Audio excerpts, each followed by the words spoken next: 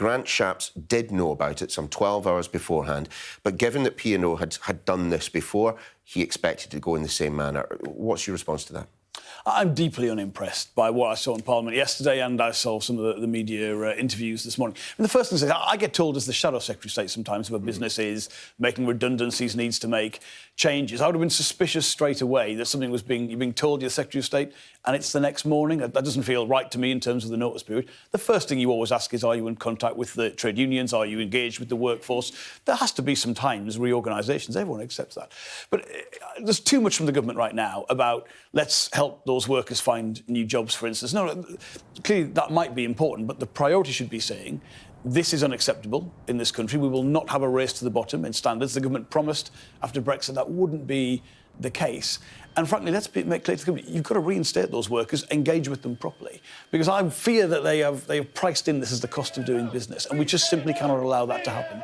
Aren't we somewhat, though, in a holding pattern, at least until it is established whether or not the legislation, the domestic legislation, actually applies to them? By my reckoning, we've seen this happen to Irish ferries, we saw it happen to a company in Scotland before, and it was all perfectly legal because these ships were not flagged in the United Kingdom and they were sailing outside of UK territorial waters. Yes, well, I believe they have broken the law. I take the point it's a maritime jurisdiction, so it's not a domiciled business within wherever they were domiciled in terms of the registration they would apply if it was a mainland situation. I would just say as well as that, because that was the excuse from the government yesterday.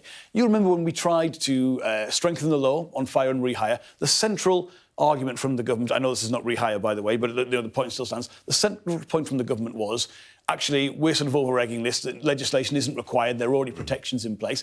I think we can say definitively there's one group of workers who aren't protected and needs further strengthening of the law. Why didn't we see that from the government yesterday? They can acknowledge they were wrong, or they can even say, because this is a maritime situation, it's different. Let's see the law strengthened, because we have seen far too much of this fire and rehire in the economy, and it has no place. The workers, the workforce of any business are its greatest asset. And I want to see that from the government be acknowledged. What should those 800 former members of P&O Ferries staff, what should they be doing at the moment? I mean, the suggestion is that if they want to get the redundancy payment out, if they want to get the nice redundancy payment out, they have to do what I must say, plenty of companies, including presumably Sky at some point, have done, which is you don't get your payout until you've signed a non-disclosure agreement. The whole approach from the company to this, from those tactics around the non-disclosure agreements to the hiring of people to forcibly remove staff members from the ferries is a disgrace. So, first of all, I think those workers are doing everything they can to highlight the position they're in. Some of them joined us in Parliament in the public gallery yesterday. What a great moment that could have been for the government to say, actually, we acknowledge you are the victims here. We're going to work on a cross-party basis. Whatever is required, we're going to correct that. I don't want to hear about a task force from the Department of Work and Pensions. I want to hear from the government. You're not telling me you had any expectation that on an opposition day motion the government was going to fall in behind you? We do often get, as you know, they perhaps not might vote for our particular motion, but they'll say,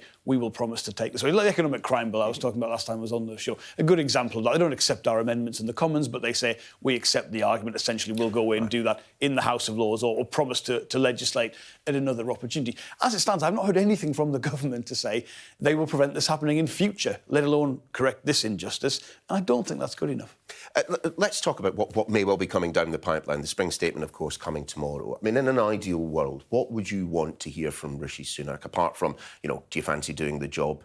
Well, the Chancellor should consider himself fortunate, I would say, to have an opportunity to directly address this enormous cost of living crisis and pressure there is on families. The two things I would want at a minimum would be, first of all, the Chancellor not make the situation worse, so don't proceed with that large rise to national insurance for employers and employees. There's no other G7 country raising taxes on working people, given the pressures in the global economy, particularly inflation on families. The other thing is he's got to take action, real action, on energy bills. So the thing he announced before, that the buy now, pay later scheme, well, that was never particularly impressive. But when you think about the fact that it's based on the idea energy bills will fall in future, well, that's obsolete. So he's got to change that. We favour that windfall tax, use the revenue that's already come into the Exchequer from the VAT and existing taxation receipts, and take some real action. So take VAT off energy bills. Everyone's going to gain from that. Change some of the levies, so you're taking those off bills as well. Hugely expand Warm Homes discount in terms of its generosity and eligibility. So the result of that would be £200 off an energy bill for everybody and £600 for about a third of households, the people who are most severely hit by this. That's the kind of real action we need to see. And I am worried that he's trying to play down this whole statement rather than say, I'm the Chancellor, people are facing these unprecedented pressures, I'm going to help you. Would the Labour Party support the government if it announced a plan to build, in a short space of time, a number of small nuclear reactors? Someone pointed out the detail to me yesterday. We've got a handful in this country, just across the Channel. The French have got in excess of 50 of them. Would the Labour Party support kind of return to nuclear? Yes, we would. We want to see more nuclear in the system. We extended the life of, well, most of the more modern nuclear power stations in government. At the end of that time, there was the need to get new nuclear on the system to replace some of the outgoing plants.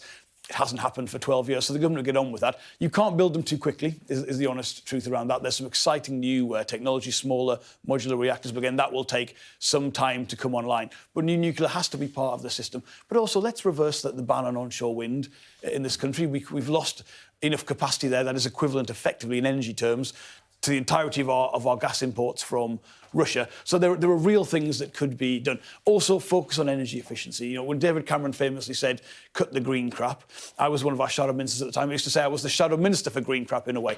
But you're not saying that Insulate Britain had a point, do you? Well, I think there has to be a huge focus on energy efficiency. The UK's housing stock, for many reasons, is far less efficient compared to the rest of continental Europe. So there are huge things that can be done. We believe you could cut entire gas imports to the UK by 15% by focusing on that. So it's not small beer. This is really significant stuff. The government's record on this area is absolutely appalling. Let's see some real action from them on that area too.